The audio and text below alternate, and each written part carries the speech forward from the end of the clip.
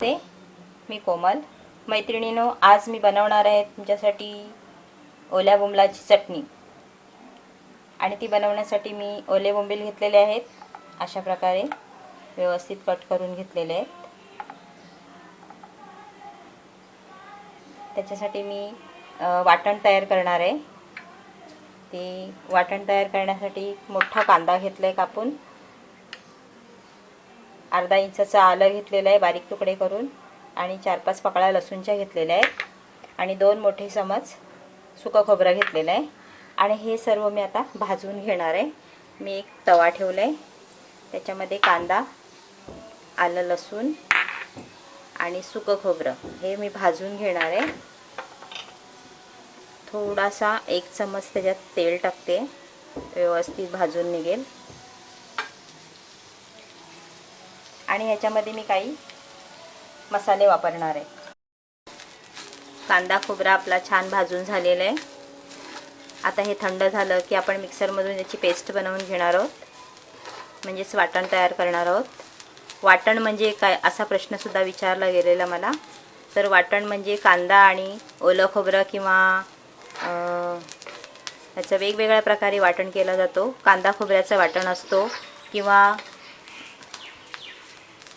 मी जास्त करून ओलं खोबरं आणि कोथिंबीरीचं वाटण तयार करते. आता आपल्याला कांदा खोबऱ्याचंच करायचं आहे. आता ह्याची पेस्ट आपण बनवून घेणार आहोत थंड झाल्यानंतर. मी आता गॅस बंद करते. इथे जे बोंबील घेतलेले आहेत त्याच्यामध्ये मी 2-3 कोकम टाकलेले आहेत चवीप्रमाणे.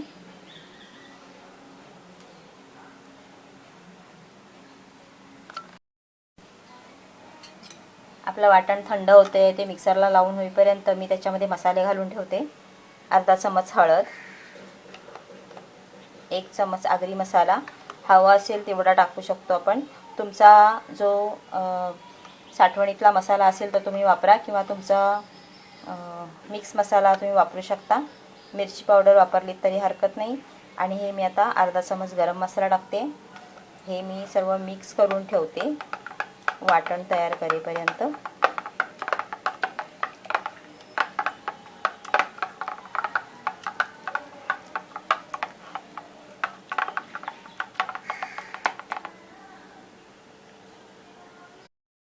आपलं वाटण तयार झालेलं आहे.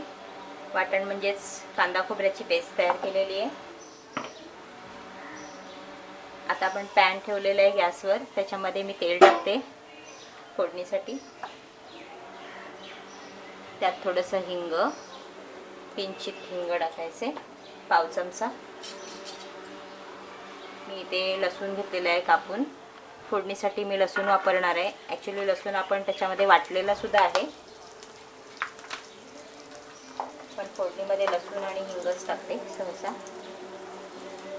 आता जे आपण इथे बोंबील घेतलेले आहेत, मसाला लावून ठेवलेला आहे, सर्व मसाले आपण मिक्स केलेले आहेत त्याच्यामध्ये मी वाटण मिक्स करते.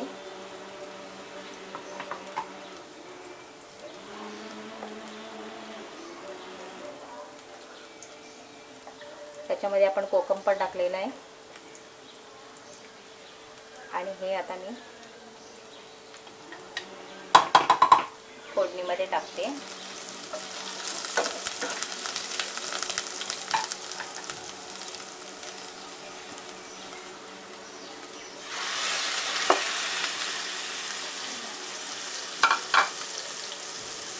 त्याच्यामध्ये आपल्याला हवा असेल तेवढंच पाणी टाकायचं. आपल्याला हे लिप्त बनवायचं आहे, चटणीसारखं करायचं आहे, त्याच्यामुळे जास्त पाणी टाकायचं नाही आहे. आणि कांदा आपण त्याच्यामध्ये भाजून वाटलेला आहे, त्या कांद्याचं सुद्धा पाणी होईल. आपल्याला ही बोंबलाची चटणी बनवायची, त्याच्यामुळे जास्त पाणी नाही टाकायचे, फक्त ते शिजण्यापुरतंच पाणी टाकायचे.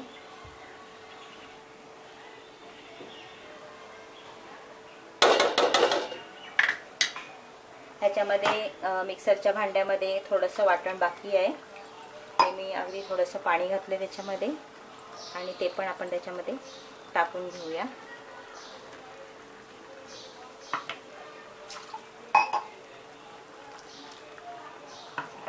आता हे छान असं शिजवून घ्यायचे.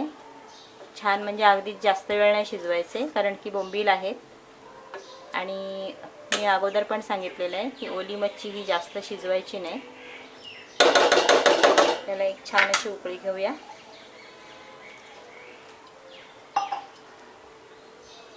त्याच्यामध्ये मी 2 मिरच्या टाकते मोडून टाकल्यानंतर त्याचा फ्लेवर अतिशय छान लागतो.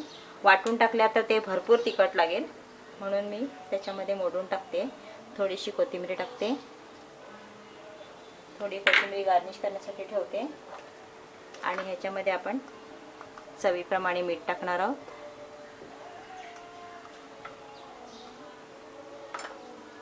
आता ही मस्त अशी छान उकळी घेऊया.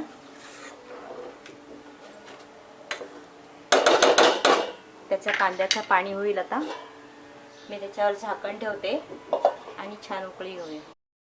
5 ते 7 मिनिटं झालेली आहेत. बघूया आपण आपले बोंबील शिजले आहेत का.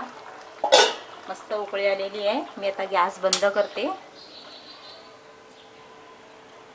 आपले बोंबील बघूया अख्खेच आहेत का. हे बघा छान आहेत, मस्त शिजले आहेत.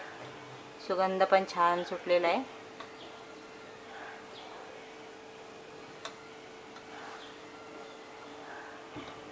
अशा प्रकारे आपले बोंबलाची चटणी तयार झालेली आहे. ही चटणी नाश्त्यामध्ये भाकरीबरोबर किंवा चपातीबरोबर छान लागते. मैत्रिणींनो, तुम्हाला जर मी बनवलेल्या रेसिपी आवडत असतील तर रेसिपीच्या खाली, व्हिडिओजच्या खाली लाईक करा आणि मला तुम्ही तुमच्या कमेंट्स कळवा. सबस्क्राईब करा. धन्यवाद. माझ्या चॅनलला सबस्क्राईब करा.